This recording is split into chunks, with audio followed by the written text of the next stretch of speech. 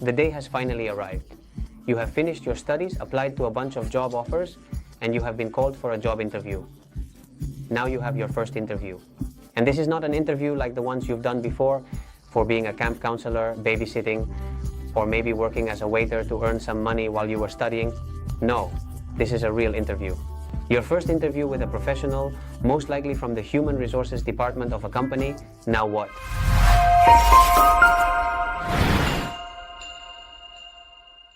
Hello, I am John Charles. I work in human resources and I am here to give you a hand.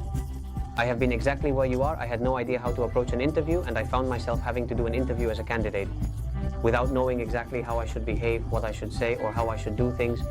Let me tell you that before we can get into the subject, it is very important that you have a good resume. So in this video that I leave here, you will be able to see how to make a resume when you have no work experience. Now let's get to it. First, find out about the company and the job position. When you are looking for your first job, it is very common to apply to hundreds of job positions that you find on job portals, and many of them you apply to without even reading the descriptions or seeing which company is offering them. This is something normal, it is natural, and we have all done it. I'm not saying it's the right way, it's a mistake we've all made. However, if you go to the interview with this same lack of knowledge, it's your fault, and you won't be able to blame anyone for not getting the job. It is a huge mistake that you cannot afford to make. Make sure to research the company that has taken the trouble to read your resume and invite you to a job interview. Look on their website to find out what they do, what they sell, what their history is, or what their values are. And you can find the information not only on their website, but you can also go to Google News and see the latest updates affecting the company. This way, when you get one of the first questions they will ask you, which is, do you know our company, or what do you know about us? Well, you will already have a small speech to give and, most importantly, demonstrate interest in the company and the job position. You might have no idea how bad it looks when a candidate is asked this and they say, well, no, I don't really know the company. If you could tell me a bit more, I'd appreciate it. You show a lack of interest and make the interviewer work hard to explain again what the company is. And I assure you that this is something interviewers do several times every day. If you show up knowing more about the company, its products, and its history, it will be much easier because you will first catch their eye by showing interest, and secondly, you will make your interviewer's life much easier, which automatically sets you apart. And standing out is exactly what you need. How to answer the questions you should answer in a completely open and honest manner. Keep in mind that if they are interviewing you and you don't have work experience, they already know that. You have options, and they don't mind that you lack experience. If they didn't care, they wouldn't have called you and wouldn't be dedicating an hour of their time to get to know you. No one expects you to talk about how many things you've done in previous jobs or how many people you've managed. No, in this type of position that is not important and no one expects it. Simply be yourself and show confidence. This is very important because when they are looking for someone without experience, they are willing to spend a lot of time training you and helping you learn what the job is, but what they need is for you to work independently, to be a decisive person, and to be able to function autonomously as soon as possible. So you need to demonstrate attitude, potential, and eagerness to do things because it is the best way to show how you will be in the future.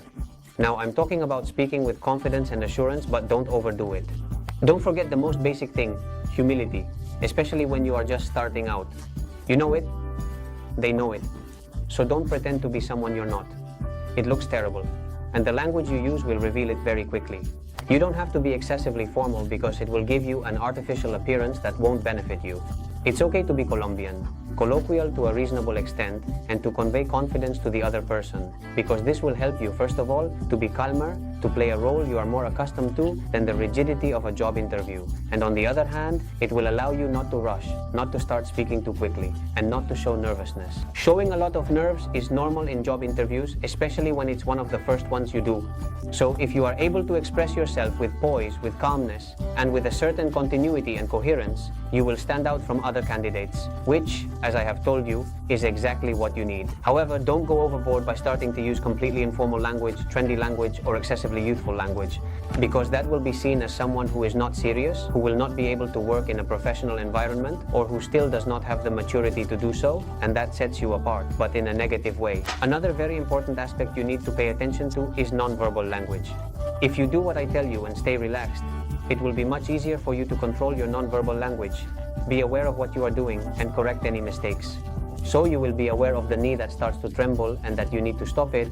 You will be aware if you are making excessive gestures with your hands to make a much more harmonious movement that accompanies what you are saying. And you will be able to focus on arguing your answers very well. Now, with the pandemic problem, more and more interviews are being conducted through digital means. Via Zoom, via Skype, video conferences. This will help you because only your hands and face and at most your body posture will be visible.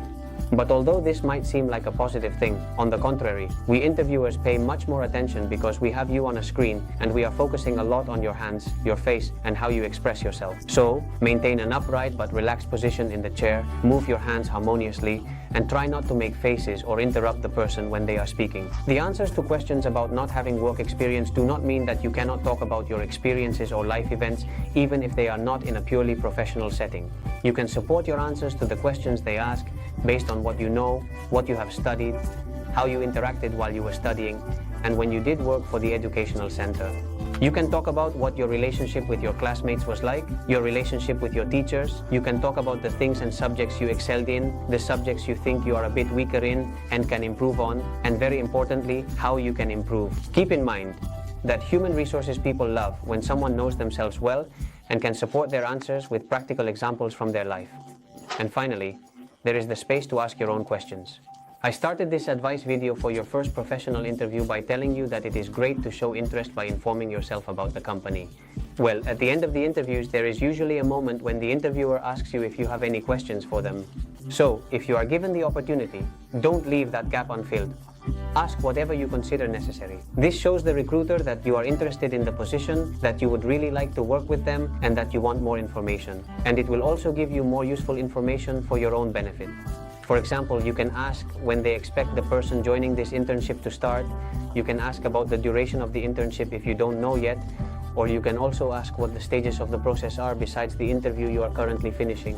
But don't go to the other extreme. Don't start asking too many questions and initiate a barrage of 10, 12, or 15 questions. With 2 questions, at most 3, it is more than enough to show interest and gather information. Remember that you must act prudently and with caution. One last thing that I almost forgot. If they are asking you what your areas for improvement are or what your weaknesses are from your point of view, please do not say that you are a perfectionist or any other response that truly has a positive twist. Believe me, you are neither the first nor the 10th person to give this answer when talking about their areas for improvement. You are not providing important information, and that is not really an area for improvement. Be honest. Talk about what skills you can improve, and as I have told you, how you can improve your skills. That's all. I hope these tips have been useful, and I wish you the best of luck in acing this interview and getting the job. It would help me a lot if you liked this video and subscribe to stay updated on the next videos. And finally, if you have any ideas about what you would like me to talk about in the next videos, you can also put them in the comment box. Thank you very much, and goodbye. It's